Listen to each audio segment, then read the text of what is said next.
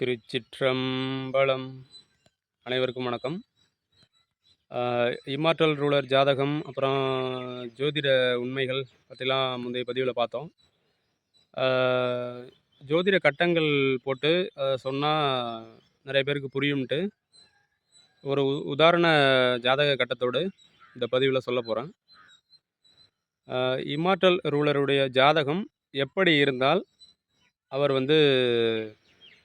உலகையே ஆளும் அமைப்பு ஏற்படும், ஜாதக ரீதியாக ஜோதிட ரீதியாக அதை கணிக்கும் அமைப்பு அந்த ஜாதகத்தில் எப்படி இருக்கும் என்பதை ஒரு தெளிவாக சொல்ல போகிறோம். இப்போ ஜாதக கட்டம் வரப்போகுது, அதை பாருங்கள். இப்போ இந்த கட்டத்தை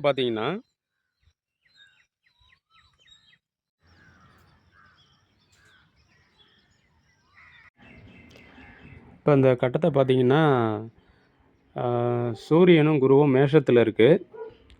அடுத்தது புதன் சுக்கிரன் 2வது இடமான ரிஷபத்தில் இருக்குது. கேது சிம்மத்தில் இருக்குது. சந்திரன் துலாமில் இருக்குது. சனி தனுசில் இருக்குது. செவ்வாய் மகரத்தில் இருக்குது. அங்கேயே லக்னமும் மகரத்திலே இருக்குது. ராகுங்கிறது கும்பத்தில் இருக்குது. இப்போ அந்த உலகை ஆளும் அமைப்பு இதில் எப்படி இருக்குது அப்படின்னு பார்த்தோம்னா, உலகை ஆளும் அமைப்புன்னா உலகத்தையே ஒரு குடைக்கீழ் அழிவில் ஆட்சியாளன் ஆளணும்னா சூரியன் அதிக சுபத்துவமாக இருக்கணும்னு நான் சொல்லியிருக்கேன். ஜோதிட ரீதியாகவும் அதான் உண்மை. இப்போ சூரியன் குருவோடு இணைந்து இருக்குது. அடுத்தது இதை டிகிரி வைஸாகவும் காட்டுறேன். சூரியன் குருவோட மிக நெருங்கி இருந்து சூரியன்கிட்ட குரு அஸ்தங்கமாகுது. குருவை அஸ்தங்கப்படுத்தி சூரியன் அதிக சுபத்துவமாக இருக்கார். அதே நேரத்தில் மேஷத்தில் சூரியன் இருக்கும்போது சூரியன் உச்சம், சூரியன் வலிமையும் ஆகி அடுத்தது சுபத்துவமும் ஆகிறார். அடுத்தது சூரியனுக்கு நேர் எதிர துலாத்தில் சந்திரன் இருந்து, பௌர்ணமி சந்திரன் இருந்து மேலும் அந்த சூரியனுக்கு அதிக சுபத்துவத்தை அளிக்கிறார். இப்போ சூரியன் உச்சமாகி குருவோடு இணைந்து அதிக சுபத்துவமாகி பௌர்ணமி சந்திரன் அடுத்த குருவை விட மேலான சுபத்துவத்தை கொடுக்கக்கூடிய பௌர்ணமி சந்திரனும் நேருக்கு நேராக சூரியனை குருவை பார்க்குறாரு. இதன் மூலம் சூரியனாகப்பட்டவர் அதிக வலிமையுடனும் அதிக சுபத்துவத்துடனும் காணப்படுகிறார். இப்படி சூரியன் அதிக வலிமையாகி சுபத்துவம் பெறும் ஜாதகம் உலகை ஆளும் அமைப்பை பெறும். அதே சமயத்தில் குருவானவர் சூரியன்கிட்ட அஸ்தங்கமானாலும் அதை நிவர்த்தியாக பௌர்ணமி சந்திரன் பார்வையில் இருப்பதனால் அந்த தோஷமானது நீங்கி குரு மீண்டும் அஸ்தங்க தோஷத்தினால் இழந்த வலிமையை பெற்றுவிடுகிறார். அதனால் குருவுக்கு எந்த குறையும் இல்லாமல் எந்த பலவீனமும் இல்லாமல் முழுமையான குரு சுபத்துவத்தை தருகின்ற நிலைமையில் இருக்கிறார். அடுத்தது இது சூரியனோட வலிமையை பார்த்தாச்சு. அடுத்தது குரு சனி சேர்க்கை. குரு சனி கேது ஆன்மீகத்தில் அவர் இருந்தால் தான் உலகத்தையே வெல்ல முடியும். எல்லாரும் அவர் கீழே அடிபணிவார்கள். அவர் சித்தனாகணும்னா, சித்துக்கள் செய்யணும்னா குரு சனி கேது சம்பந்தம் ஏற்படணும்னு நான் ஏற்கனவே சொல்லியிருக்கேன். இப்போ இதில் குரு சனி கேது சம்பந்தம் எப்படி ஏற்படுதுன்னா, குருவுக்கு பார்வை 5, 7, 9. இப்போ 5ஆம் பார்வையாக சிம்மத்தில் இருக்க கேதுவை பார்க்குறாரு. 7ஆம் பார்வையாக துலாமில் இருக்கிற சந்திரனை பார்க்குறாரு. 9ஆம் பார்வையாக தனுசில் இருக்கிற சனியை பார்க்குறாரு. இப்போ குரு 5ஆம் பார்வையாக கேதுவையும் 9ஆம் பார்வையாக சனியையும் பார்க்கிறார். இப்போ இந்த குருவானவர் மேஷத்திலிருந்து சிம்மத்தில் இருக்கிற கேதுவையும் தனுசில் இருக்கிற சனியையும் பார்க்குறாரு. இதனால் குரு சனி கேது சம்பந்தம் ஏற்படுது. இப்போ மேலும் தனுசில் இருக்கிற சனியாகப்பட்டவர் குருவனுடைய வீட்டிலே இருக்கார். அங்கேயும் ஒரு குரு சனி சம்பந்தம் ஏற்படுது. அதனுடைய குருவானவர் 9ஆம் பார்வையாக சனியையும் 5ஆம் பார்வையாக கேதுவையும் பார்க்குறாரு. குரு சனி கேது சம்பந்தம் ஏற்படுது. இதனால் ஆன்மீக அமைப்புலையும் அவர் சித்துக்கள் செய்கிறதுக்கும் இது ஒரு காரணமாக அமையுது இந்த கிரகத்தின் நிலைப்பாடுகள். அடுத்தது ஒரு அரசன்னா செவ்வாயும் அதிக வலிமையாக இருக்கணும்னு நான் சொல்லியிருந்தேன்.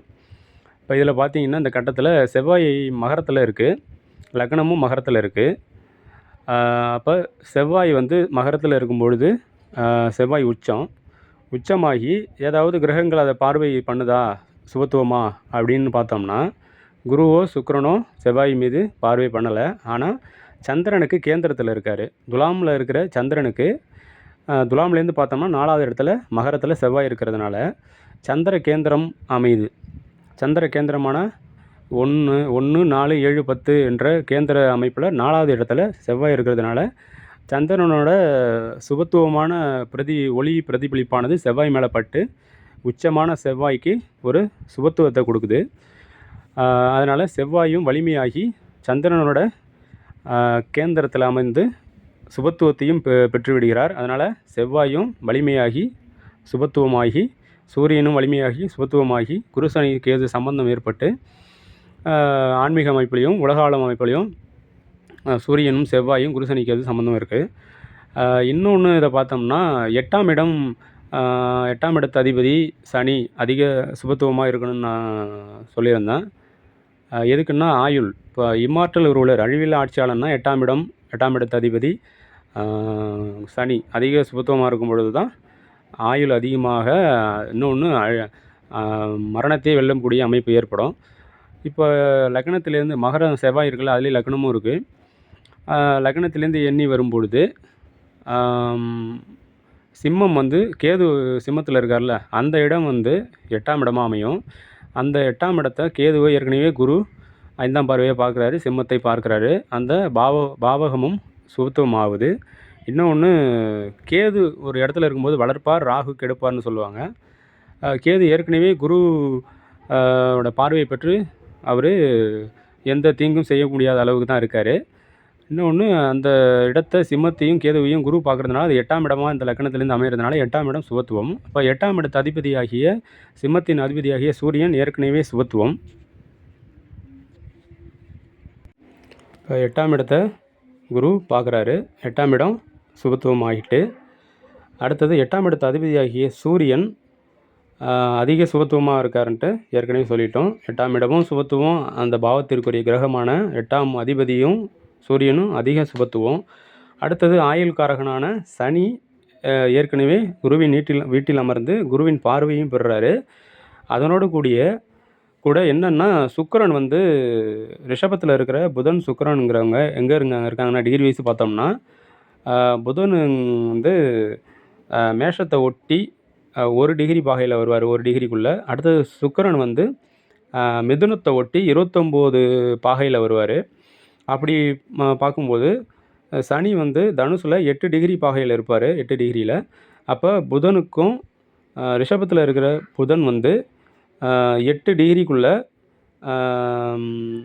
சனியை சுபத்துவப்படுத்துகிறாரு.